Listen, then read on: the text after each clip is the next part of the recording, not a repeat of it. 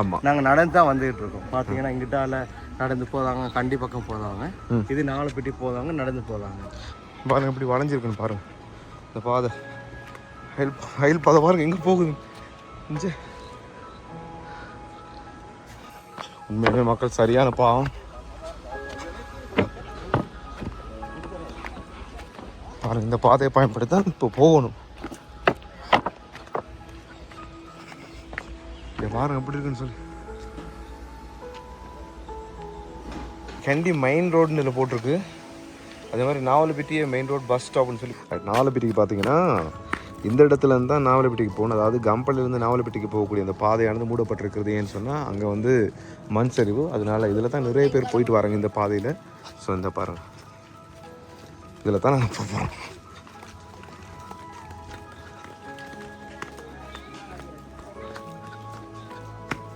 இந்த ரயில் பாதையை பயன்படுத்த நிறைய பேர் போகிறாங்க. ஸோ இதுலேருந்து ஒரு 2 கிலோமீட்டர் நடந்து தான் போகணும். பாருங்க நிறைய பேர் நடக்கிறாங்க.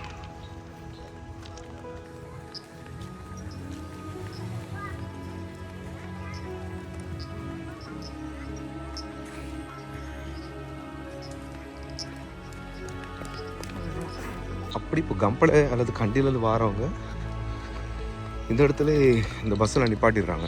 அதுக்கப்புறமா நாங்கள் வந்து நடந்து தான் போகணும். போய் கிட்டத்தட்ட ஒரு 2 கிலோமீட்டர் நாங்கள் நடந்து போய் அதுக்கப்புறமா தான் நாவலப்பட்டிக்கு போகணும். அப்படி அவங்க நாவலப்பட்டிக்கு போகிறதவங்களா இருந்தால் அவங்க வந்து கொத்மலை நீர்த்தேக்கம் இருக்குது தானே, அந்த பாதை வழியாக தான் நாவலப்பட்டிக்கு போகலாம். மாவுத்துறை உலப்பன மாவுத்துறை அந்த பாதையினோடு போயிட்டு அப்படி தான் போகலாம்.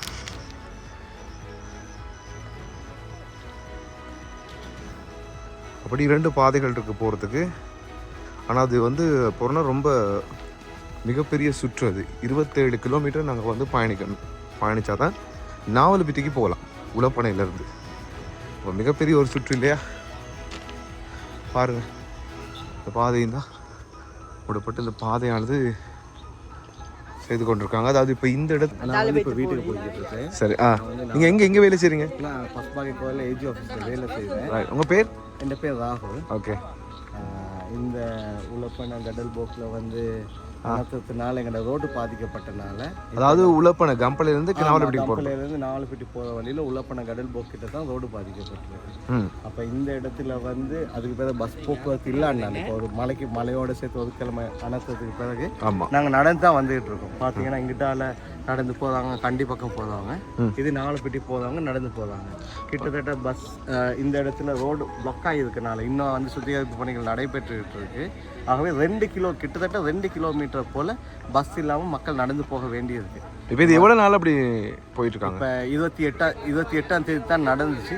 அன்னையிலேருந்து 2 நாள் போகவே இயலாத அளவுக்கு பிளாக் ஆகிருந்துச்சு.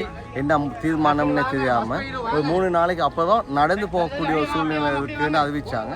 அதுலேருந்து இது மழை என்னைக்கு வெள்ளம் வந்துச்சோ அன்னையிலேருந்து இப்படி தான் போய்கிட்டு இருக்கோம் இன்னைக்கு வரைக்கும். ஓகே, ரொம்ப நன்றி உங்களுடைய தகவலுக்கு. இப்போ நீங்களாம் இந்த நாள் இப்படி தான் போயிட்டு இருக்கீங்க. நானும் இப்போ ஏஜி ஆஃபீஸில் வேலை செய்வேன். வெள்ளம் வந்ததுலேருந்து இன்னைக்கு வரைக்கும் வேலை செஞ்சுட்டு இருக்கோம். வீட்டுக்கு போய்கிட்டு இருக்கோம். ஒரு அரச ஊழியரா நீங்க உங்களுடைய கடமையை சரியான முறையில் செய்து கொண்டிருக்கீங்க. மக்களுக்கு இங்க நிறைய மக்கள் பாதிக்கப்பட்டிருக்காங்க. இந்த மக்களுக்கு இந்த டைம்ல நம்ம செய்ய வேண்டிய சேவை ஒன்று கண்டிப்பா இருக்கு. அதை செய்ய வேண்டிய பொறுப்பு எங்களுக்கு இருக்கு. அதனால தான் நாங்கள் அரசு ஊழியரா இந்த நேரத்தில் செயல்பட்டுருக்கோம். ரொம்ப நன்றி உங்களுடைய நேரத்தை ஒதுக்கி தகவல் தந்ததுக்கு ரொம்ப நன்றி. தேங்க்ஸ். அப்போ நான் போயிட்டு வரேன். தேங்க்யூ. பாய். பாருங்க இப்போ இதில் வந்து எவ்வளோ இந்த இடத்துல பார்த்தீங்கன்னா இந்த கண்டி இப்போ இந்த கண்டி உலப்பன பிரதான வீதியில் பார்த்தீங்கன்னா இந்த பாருங்கள் இந்த ரயில் பாலம் பாருங்கள் என்ன ஆயிருக்குன்னு பாருங்கள். ரயில் பாலம் பார்த்தீங்கன்னா அப்படியே விலகி இருக்குது. இப்போ பாருங்கள் எப்படி இருக்குன்னு. ரயில் பாலம் பாருங்கள் எப்படி விலகி இருக்குன்னு பாருங்கள். ரயில் பாலம் பாருங்கள் எப்படி விலகி இருக்குன்னு. இந்த இடத்துல அப்படியே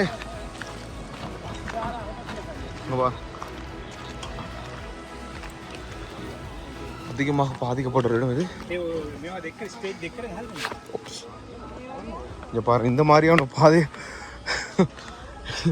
முழுக்க பார்த்தீங்கன்னா பாதைகளே இல்லை.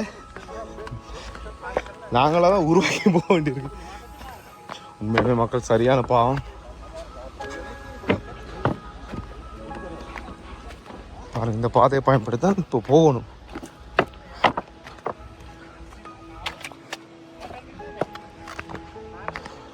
இங்கே பாருங்க எப்படி வந்திருக்குன்னு சொல்லிமா. இது மேலே வந்து மேலே பாதை. ஸோ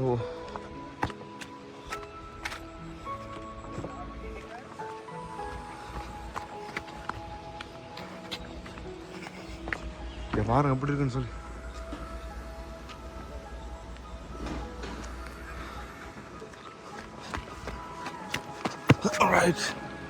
இங்கே பாருங்க அந்த ரயில் பாதை பாருங்க, இங்கே எப்படி என்ன ஆயிருக்குன்னு பாருங்க. பாதை எப்படி வளைஞ்சிருக்குன்னு பாருங்க.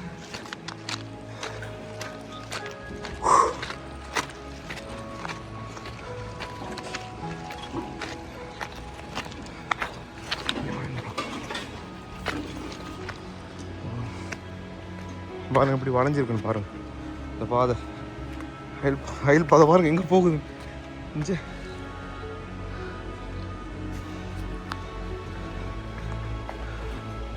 இதில் போய் அதில் இன்னும் ஒரு 2 கிலோமீட்டர் நடந்து போகணுமா?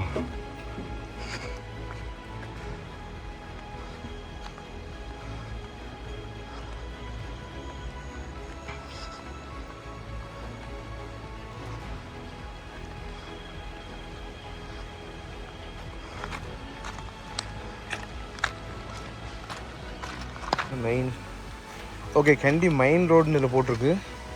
அதே மாதிரி நாவலப்பிட்டியே மெயின் ரோட் பஸ் ஸ்டாப்னு சொல்லி போட்டிருக்காங்க. ஸோ இந்த பாதை வழியாக தான் இப்போ நாங்கள் போகிறோம். இந்த பாதை வழியாக தான் வந்து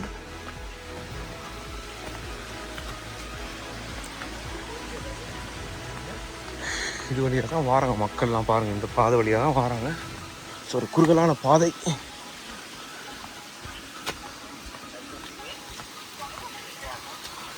போட்டுக்காங்க, குடிக்கிற தண்ணி இருக்குது, குடிச்சுக்கலாம்.